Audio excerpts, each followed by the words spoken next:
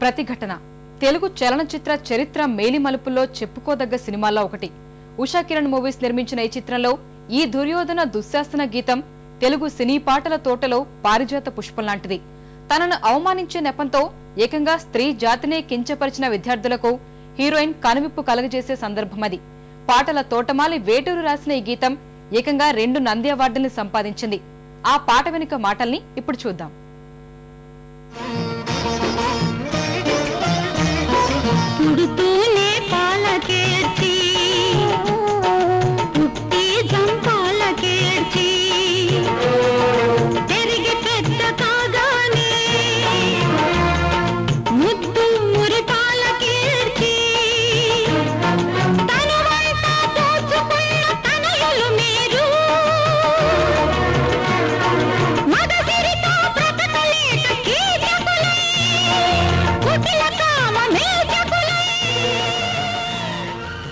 వెలుగు నీడ ఒకటి లేకుండా రెండవ దానిని ఊహించలేం. అలాగే మనిషిలోనూ మంచి చెడు రెండూ ఉంటాయి.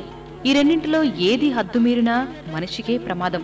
కనిపించిన ప్రతి స్త్రీని తల్లి, చెల్లి, గురువు అనే విచక్షణ లేకుండా ప్రవర్తిస్తే ఆ మనిషికి పశువుకి తేడా ఏముంటుంది? అలాంటి పశువుల మీద ఎక్కుపెట్టిన అస్త్రమే ఈ గీతం.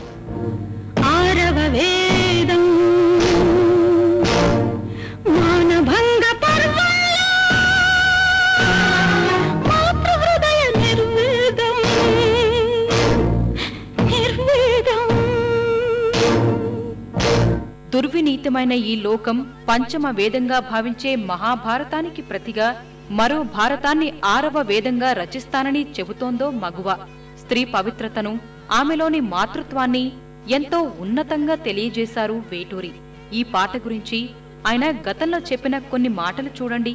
ఏ సన్నివేశానికైతే పాట రాశానో ఆ సన్నివేశానికి యాక్చువల్ గా డైలాగ్స్ ఉన్నాయి. మొదట అంటే ఇక్కడ డైలాగ్స్ పేలవంగా ఉన్నట్టుంది. ఇది ఈ సిచ్యువేషన్ లో సాంగ్ ఏదైనా ఒకటి ఉంటే తప్ప ఇది రక్తిగట్టదేమో ఈ సీన్ అనిపించి నేను ఇక్కడ పాట ఉంటే బాగుంటుంది అని నేను అంటే కాదు, పాట ఆ వేగాన్ని ఆపేస్తుంది, స్టోరీ యొక్క వేగాన్ని అని వారంతా వాదించడం.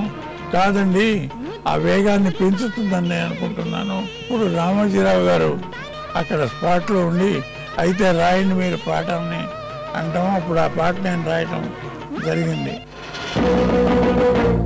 ఈ దుర్యోధన దుశ్శాసన దుర్వినీత లోకంలో రక్తాశ్రులు చిందిస్తూ రాస్తున్న శోకంతో మరో మహాభారతం 6వ వేదం మానభంగ పర్వంలో మాతృహృదయ నిర్వేదం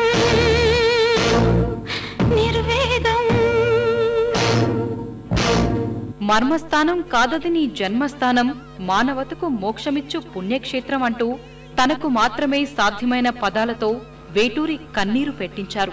భారతీయ పురాణ ఇతిహాసాల్లోని ఎన్నో అంశాల్ని అలతి అలతి పదాల్లో రంగరించి వేటూరి రాసిన ఈ గీతం సినిమా చరిత్రలో ఓ మైలురాయి.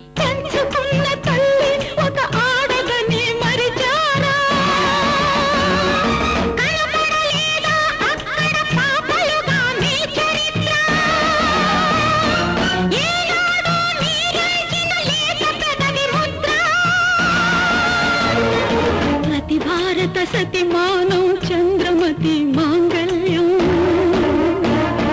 మర్మస్థానం కాదది నీ జన్మస్థానం, మానవతకి మోక్షమిచ్చు పుణ్యక్షేత్రం. తెలుగు సినీ వినీలాకాశంలో ధృవతారలుగా వెలుగొందుతున్న ఎంతో మంది ప్రముఖులకు బాగా నచ్చిన గీతం కూడా ఇదే కావటం మరో విశేషం. వేటూరు రాసిన విధానమే కాదు, దర్శకుడు చక్రవర్తి స్వరపరిచిన విధానం, గాయని జానకి గొంతులోని ఆర్ద్రత వెరసి ఈ గీతానికి వన్ని తీసుకొచ్చింది. అనుకోకుండా రాసిన ఈ పాట సినిమాకే మకుటంగా నిలిచిపోయింది.